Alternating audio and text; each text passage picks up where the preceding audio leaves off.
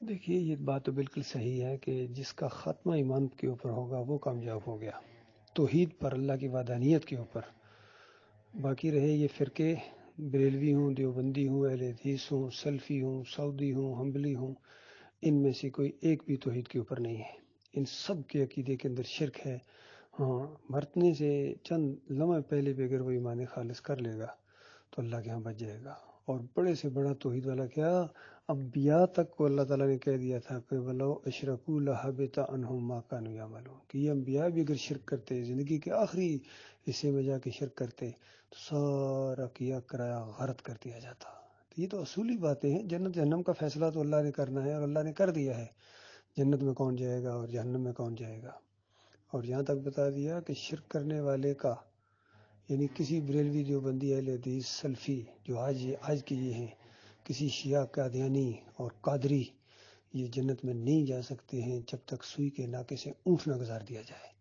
اس انداز سے یہ بات کی، کوئی شرک کرنے والا جنت نہیں جا سکتا ہے، جہنم سے نہیں نکل سکتا ہے، جہنم ان کے اوپر واجب کر دیا جاتا ہے اور جنت حرام کر دیا جاتا ہے۔ یہ قرآن کا فیصلہ ہے۔ تو یہ عقیدے کی کشمکش ہے بھائی، یہ پوری طرح پوری دنیا کے سامنے شرک اور کفر کے یہ انبار لگا رہے ہیں، کفر کا سب کو کافر مشرک بنا دیا۔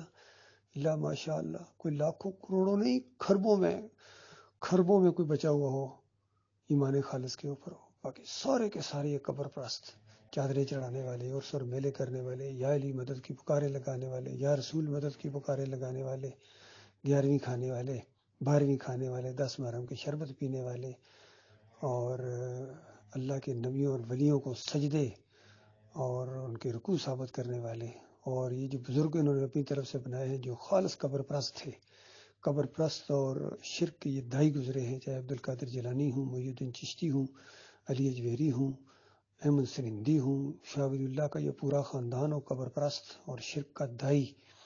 یہ شاہ اسماعیل شہید کی، جس کے بارے میں شہید کہتے ہیں، یہ اپنی کتاب تقویۃ الایمان کے اندر لکھتا ہے کہ اس طرح کہنا تو صحیح نہیں ہے کہ اگر کوئی اس طرح کہے کہ اے عبد القادر جیلانی تو اللہ کے واسطے دے، اس طرح صحیح نہیں ہے۔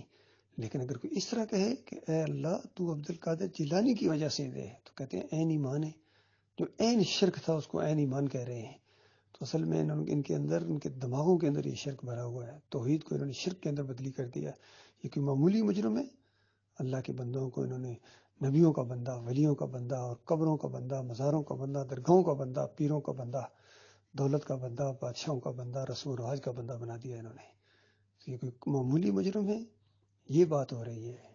اللہ کے بندوں، اگر صحیح معنوں میں جنت کا راستہ اختیار کرنا ہے، صراط مستقیم اختیار کرنا ہے، تو صحابہ کا طریقہ ہے، نبی علیہ السلام کا طریقہ ہے، ان لوگوں کا راستہ جن پر یا اللہ تو نے انعام کیا۔ کس وجہ سے انعام کیا تھا اللہ تعالیٰ نے؟ ابراہیم علیہ السلام کے اوپر ایسے نہیں انعام کیا گیا تھا، بتوں کو توڑا تھا، اس دور کے سارے بتوں کا چومر نکال دیا تھا، اور ہر جگہ اللہ تعالیٰ نے ان کے نام کے ساتھ کہا کہ ما کان من المشرکین، کہ عرب کے مشرکوں، بے ایمانوں، چادریں چڑھانے والوں اور سر میلے کرنے والوں، غیر اللہ کی پکارے لگانے والوں، تم تو بے ایمانوں مشرک ہو۔ اور ابراہیم علیہ السلام مشرک نہیں تھے، شرک کا ایک شائبہ بھی ان کی زندگی کے اوپر نہیں تھا۔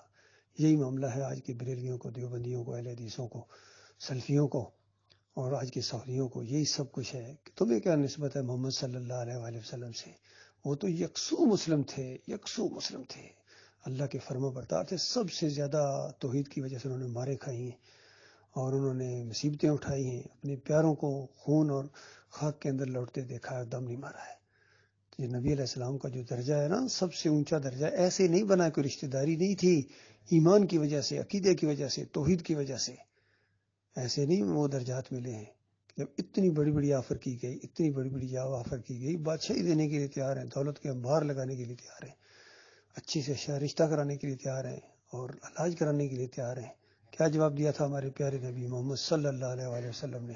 ایک ہاتھ پر سورج رکھ دو، ایک ہاتھ پر چاند رکھ دو، مجھ سے یہ امید نہ رکھنا یا یہ دین غلبہ پکڑے گا یا میری جان جائے گی، بس اب کوئی اور لین دین نہیں ہے۔ تو آج یہ سارے ملوث ہو گئے۔ کس طرح دیکھیے کتنے نوجوانوں کا خون گرما دیا اس خادم حسین رضوی نے، لیکن ساتھ ساتھ مشرک بنا دیا۔ اسی طرح تبلیغی جماعت والے کتنے لاکھوں کروڑوں کے مجمع ہوتے ہیں، کس طرح یہ چوروں کو، جناب، اور ڈاکوؤں کو اور ان چیزوں کو انہوں نے تہجد گزار بنا دیا، لیکن ساتھ ساتھ مشرک بنا دیا۔